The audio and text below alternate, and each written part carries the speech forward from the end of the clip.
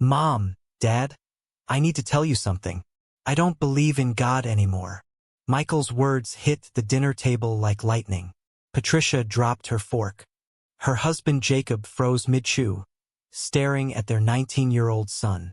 What did you just say? Patricia whispered. Michael took a deep breath. I said I don't believe in God anymore.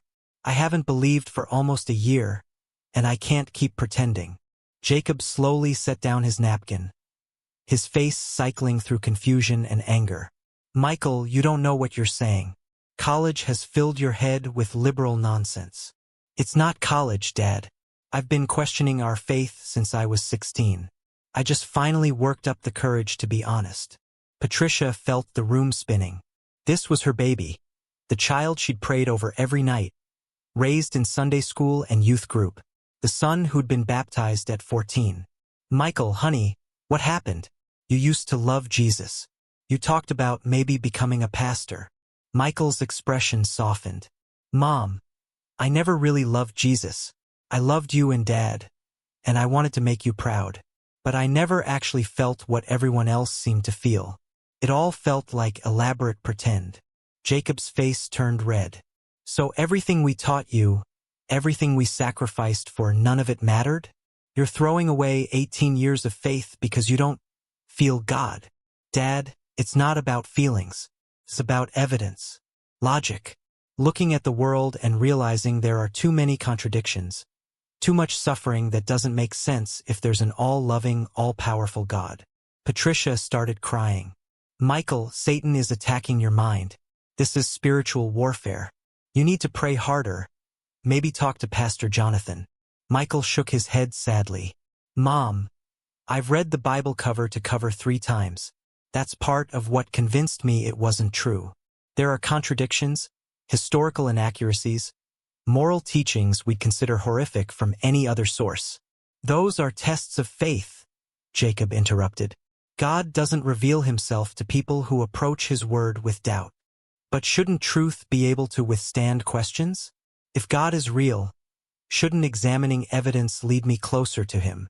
Michael stood up. I knew you'd react this way. I knew you'd blame everything except the possibility that maybe I've thought about this carefully. As Michael's footsteps echoed upstairs, Jacob's jaw was set hard. We're going to fight for our son's soul, whatever it takes. Neither of them could imagine how far Jacob would go, or the devastating consequences of his next decision. 3 weeks later, Patricia found Jacob in his office at 2 a.m., surrounded by printouts and notebooks. Jacob, what are you doing? He looked up with bloodshot eyes and an expression she'd never seen, determination mixed with something almost manic. I'm researching how to save our son. She saw articles about deprogramming cults, testimonies from parents who'd rescued their children, and contact information for religious intervention specialists. I've been talking to other parents who've gone through this. They didn't just pray and hope. They took action. They intervened. Jacob picked up a business card. Dr. Richard Harrison. He's a Christian counselor who specializes in helping young people influenced by atheistic propaganda. 90% success rate. Success rate for what? Bringing kids back to faith. Patricia, Michael didn't come to these conclusions alone. He's been brainwashed by professors, atheist websites. Dr. Harrison knows how to undo that damage. Patricia picked up an article titled, When College Destroys Your Child's Faith. Her unease grew into alarm. Jacob, this talks about removing children from college, cutting off contact with friends, intensive counseling. This sounds like what we need to save Michael's eternal soul, Jacob finished firmly. But Michael is 19. We can't force him into counseling. Jacob walked around to face her. Patricia, if Michael was addicted to drugs, would you respect his autonomy or do whatever it took to get him into rehab? That's different. And losing his faith will damn him to hell for eternity. Which is worse, a few years of difficulty or eternal suffering? Jacob, you're scaring me. What exactly are you planning? Dr. Harrison runs a residential program, Christian boot camp for young adults who've lost their way. 3 months of intensive counseling, Bible study, fellowship. And if Michael doesn't want to go? Jacob's expression hardened. Then we make it clear his choice is the program or losing his family.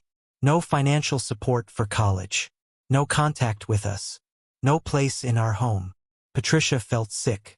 Jacob, you're talking about blackmailing our son. I'm talking about loving our son enough to save him. Would you rather have Michael angry for a few months? Or spend eternity knowing we could have saved him but chose not to? What Patricia didn't know was that Jacob had already called Dr. Harrison. The arrangements were in motion. The call came Thursday morning while Patricia graded papers. It was Michael, panicked. Mom, something weird happened. 2 guys showed up at my dorm saying they were Dad's friends and there was a family emergency. They wanted me to come with them immediately. Patricia's blood went cold. Michael, where are you now? Hiding in the bathroom down the hall. Mom, these guys didn't look like cops. When I asked about the emergency, they wouldn't tell me. They just said Dad sent them. Patricia realized what was happening. Jacob had actually done it. He'd hired people to kidnap their son. Michael, listen carefully. Do not go with those men. I'm calling Dad right now. Mom, you're scaring me. Michael, I think Dad arranged some kind of intervention. He's been researching programs for young people who've lost their faith. Mom, are you telling me Dad hired people to kidnap me and force me into religious brainwashing? Patricia winced but couldn't deny it. I think so. I'm calling Dad to stop this. Patricia immediately called Jacob. Jacob, what have you done? I did what needed to be done. Dr. Harrison's team is picking up Michael this morning. Jacob, you can't kidnap our son. This is insane. It's not kidnapping. It's intervention. Parents have the right to get help for children in crisis. Michael is 19. He's legally an adult. As long as I'm paying for college and he's listed as dependent, I have rights. Jacob, Michael called me. He's hiding from the men you sent. You've terrified our son. He'll understand once he's in the program. Dr. Harrison says resistance is normal. Jacob, I'm begging you to stop this. No, Patricia. Michael is going to that program. When he comes out in 3 months, he'll thank us. Patricia hung up and called Michael back. Michael, I talked to Dad. He won't stop this. You need to get out of there right now. Where am I supposed to go? Don't come home. Jacob will send them after you here. Can you contact campus police? Mom, what happens to us as a family? Patricia couldn't answer. She realized their family would never be the same. Michael, I don't know. But right now, we need to keep you safe. And Michael, I love you. No matter what you believe, you're my son and I love you. What would you do if your spouse hired strangers to force your adult child into a religious program against their will? Let us know below. Campus police took Michael's complaint seriously. When the 2 men showed up at university security demanding to speak with Michael, they were told that coercing an adult student could constitute kidnapping. When Jacob learned his intervention failed, he was furious. But his anger was directed at Patricia. You betrayed me, he said coming home that evening. You betrayed our son, our family, and God. Jacob, I saved our son from being traumatized and possibly kidnapped. You enabled his rebellion. You chose his temporary comfort over his eternal salvation. I prevented my husband from committing a crime against our child. Jacob stared at her like she was a stranger. Patricia, whose side are you on? For 3 hours, they had the most brutal argument of their marriage. Jacob accused Patricia of being a weak Christian. Patricia accused Jacob of being so obsessed with control he was willing to destroy their family. Finally, at midnight, Jacob made a statement that changed everything. Patricia, if you're not going to support me in fighting for our son's soul, then maybe you need to examine your own relationship with God. Maybe the problem isn't just Michael. What are you saying? I'm saying I can't stay married to someone who enables rebellion against God. If you're going to choose Michael's apostasy over faithful obedience, then maybe this marriage isn't as strong as I thought. Are you threatening divorce because I protected our son from your kidnapping scheme? I'm saying a house divided cannot stand. If we can't agree on fighting for our child's salvation, maybe we don't share the same values. That night, Patricia slept in the guest room for the first time in their marriage. The next morning, she called Michael. Michael, I need you to be completely honest with me. When you were growing up, did you ever feel like Dad was too controlling? Mom, do you really want me to answer that? Yes. Yeah, I felt that way a lot. Dad always seemed more interested in whether I was being a good Christian than whether I was happy or becoming my own person. It felt like he had this checklist of behaviors, and as long as I checked all the boxes, he was proud. But if I asked questions or wanted to explore ideas not on the checklist, he got angry. Patricia felt sick recognizing the truth. Michael, I need to tell you something. I think your father and I are going to get divorced. Mom, is that because of yesterday? It's because of what's been happening for years. Michael, your dad threatened to divorce me last night because I protected you. He said he can't be married to someone who enables rebellion against God. I'm so sorry, Mom. This is all my fault. No, honey, this is not your fault. This is the result of your father caring more about being right than loving his family.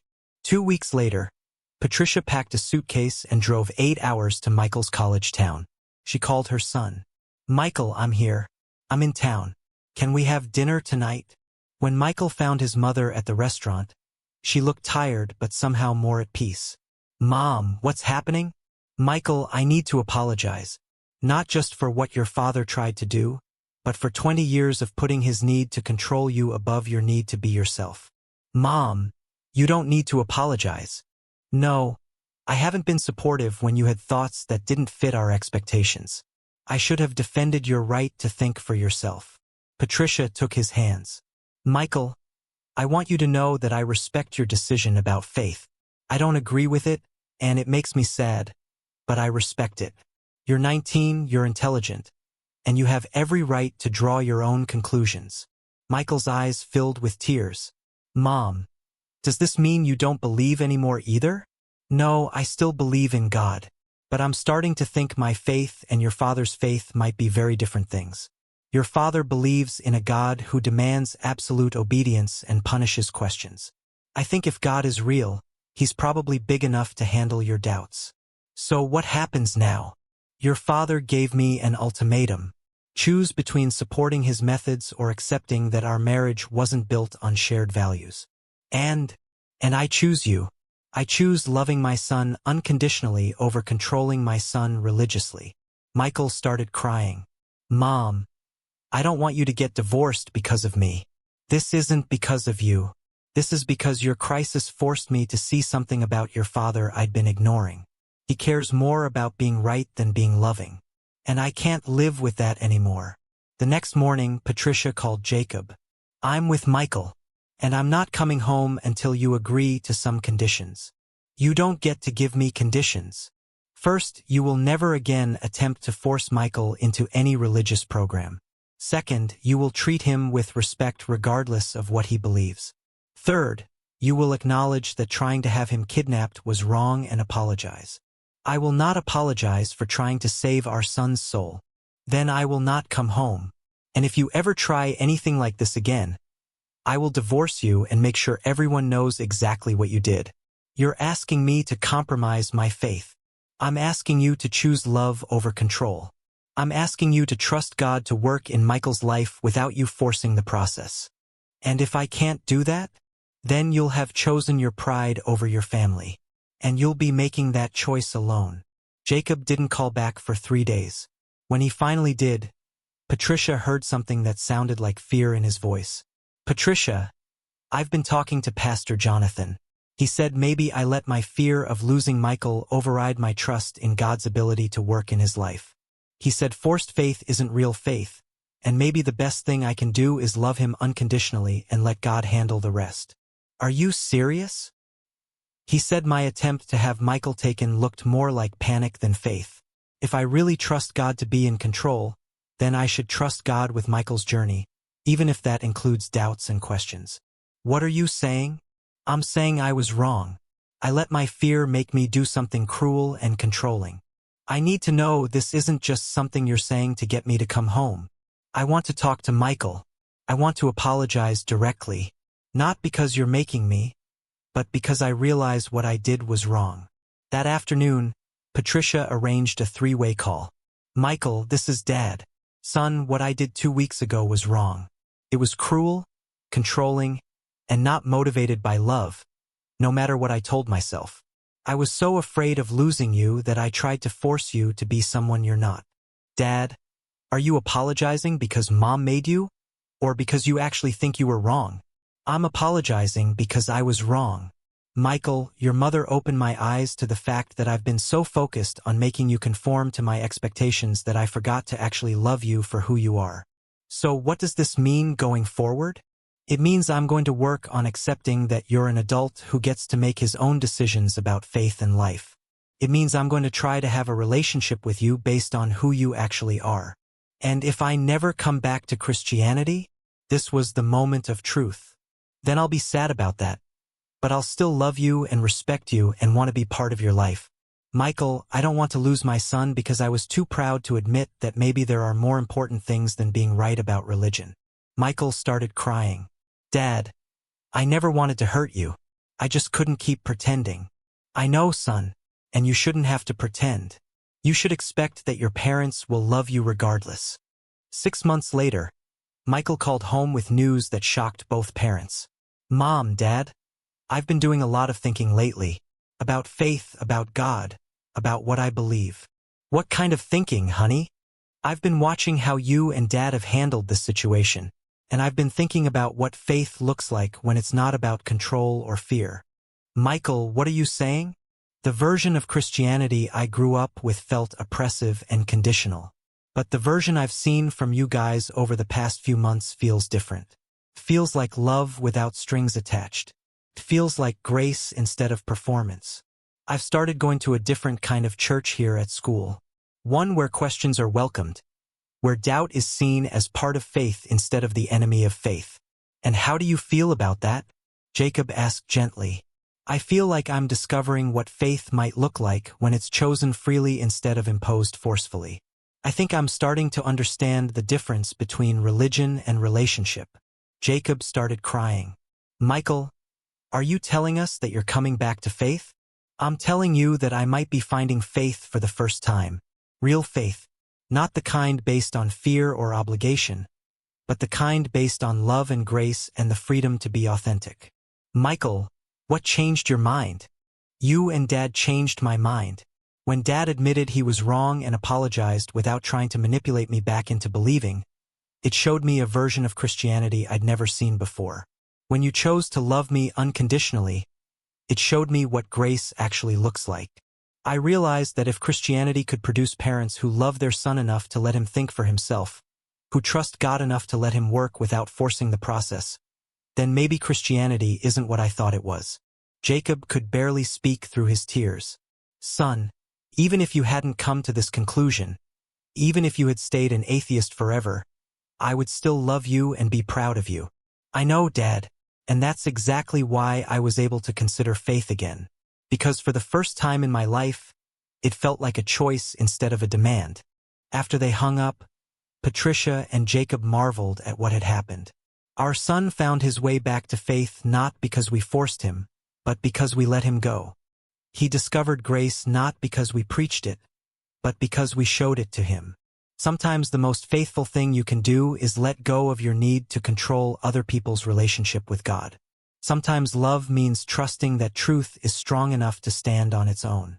And sometimes the best way to lead someone to faith is to show them what grace looks like in action. But here's the question that will keep you thinking. How many families are being destroyed right now by parents who think they're fighting for their children's souls, but are actually fighting for control over their children's minds? How many young people are rejecting faith not because they don't want God, but because they can't separate God from the toxic religious systems they grew up in? What if the biggest threat to Christianity isn't atheism, but Christians who care more about being right than being loving? Share your thoughts below and tell us where you're watching from, because this story is happening in families everywhere, and recognizing the difference between faithful parenting and religious control might save the next family from destroying itself in the name of salvation.